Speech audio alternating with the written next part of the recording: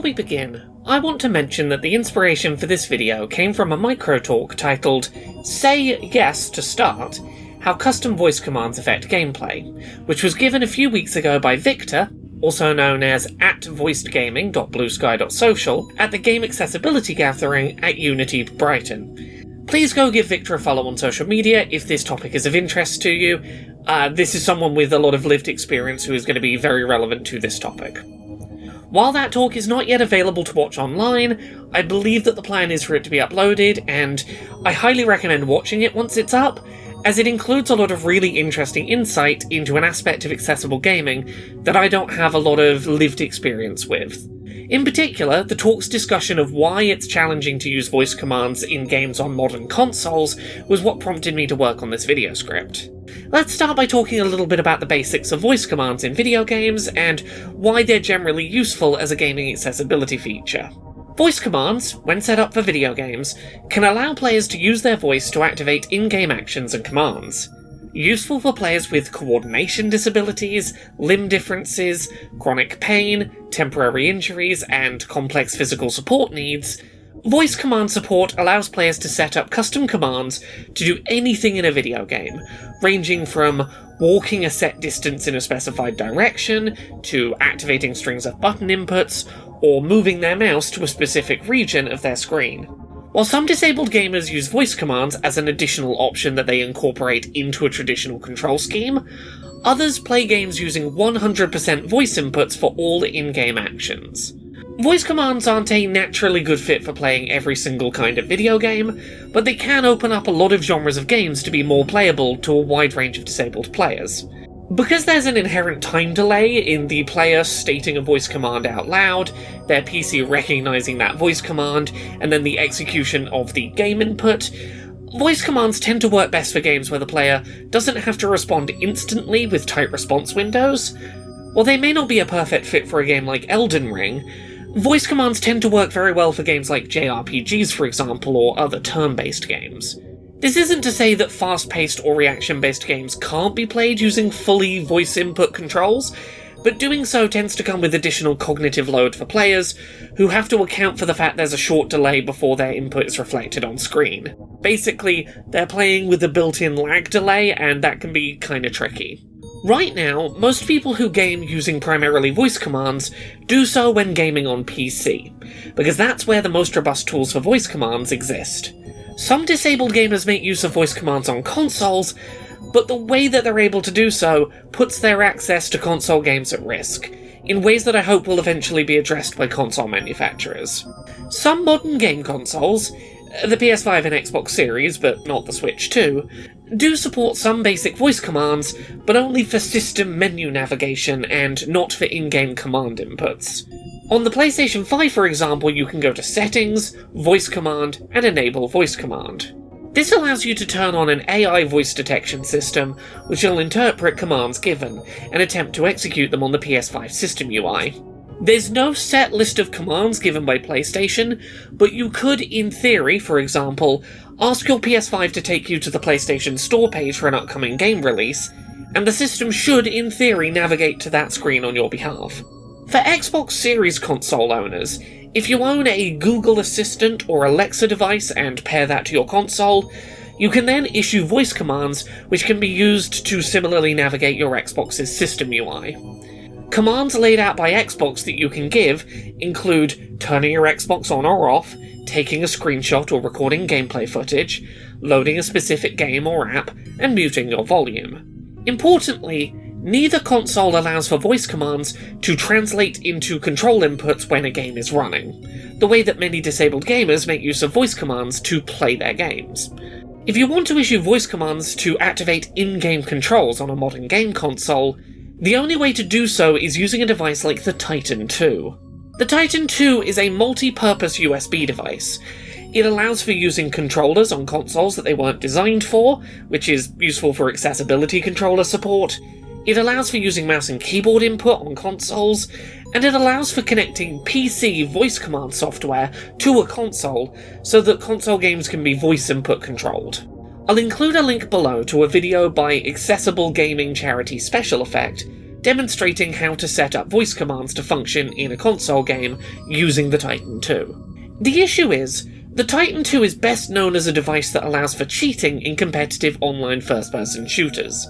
As a result, both Xbox and PlayStation are engaged in an ongoing war of attrition with the device's creators. Frequently, the Titan II ceases to function on consoles, before having its functionality restored by a firmware update. As such, players relying on the Titan II for console voice command support can't rely on that support being consistently available. This is the point that was raised by Victor during the Game Accessibility Gathering talk that he gave, and was the catalyst for working on this video. I'm not criticising PlayStation or Xbox necessarily for blocking access to the Titan II. I understand the pressure that both companies face to keep cheaters out of their online games, but the impact that this has on disabled gamers who use the device for accessibility support is undeniable. Now, there is an interesting historical example of games consoles which did support voice commands for in-game actions, both the Xbox 360 and Xbox One. Initially released for the Xbox 360 as an optional peripheral, then bundled in with Xbox One consoles at launch, the Kinect was a camera and microphone combo designed primarily as a motion tracking camera, aiming to compete with the Nintendo Wii. While it allowed for using motion controls to interact with on-screen video games, it was also marketed as a way for players to control their games using their voice. During the Xbox Kinect era, a number of first- and third-party video games were released featuring support for in-game voice commands. In Forza Horizon 2, for example, you could ask an in-game assistant to set your sat-nav route to show you a route to the nearest garage, and that would automatically happen for you. In Mass Effect 3, you could say the name of a squad member and the name of one of their special abilities, and they would activate that attack without you needing to pull up the ability wheel. In Dragon Age Inquisition, players could reposition their party members, target enemies, and activate healing spells using voice commands. In Battlefield 4, you could set the game to automatically spawn you as a specific character class on your next respawn. Now, this era of console voice commands wasn't perfect, but it serves as a pretty decent proof of concept that voice commands on consoles are something we could be offering to players. To acknowledge the shortcomings of the Kinect era, games generally only offered a small number of voice commands designed to augment traditional controls rather than robustly function as a standalone control scheme option. These games generally didn't let you set your own custom voice commands, nor did they let you train their system to recognise your voice specifically for increased accuracy. These commands were pretty limited and didn't allow for activation of things like macros or broad general gameplay functionality. However, despite its flaws, this was an era where game developers were being actively encouraged to consider adding voice commands to their games, and allowing in-game functionality to be controlled via voice input.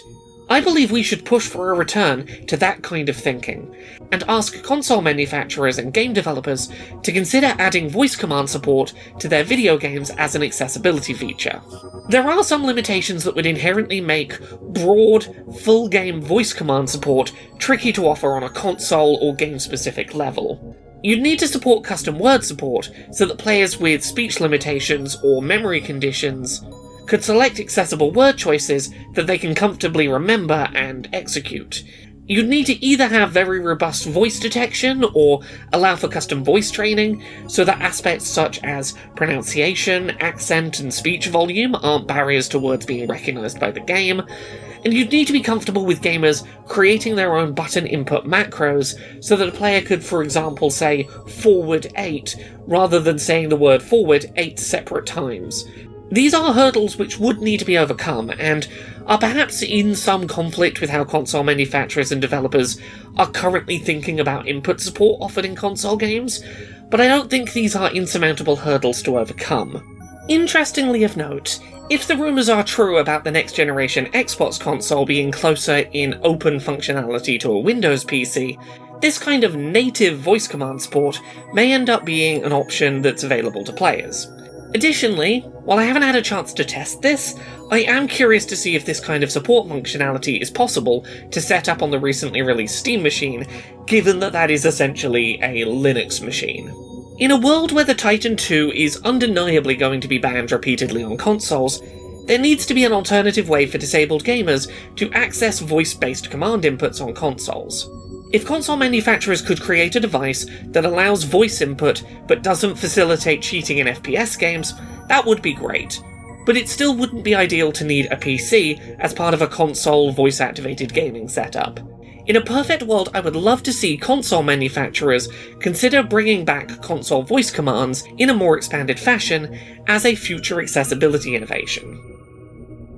Thank you so much to this month's Patreon backers who help make this show possible. You can support the show and everything I do at patreon.com/LauraKBuzz.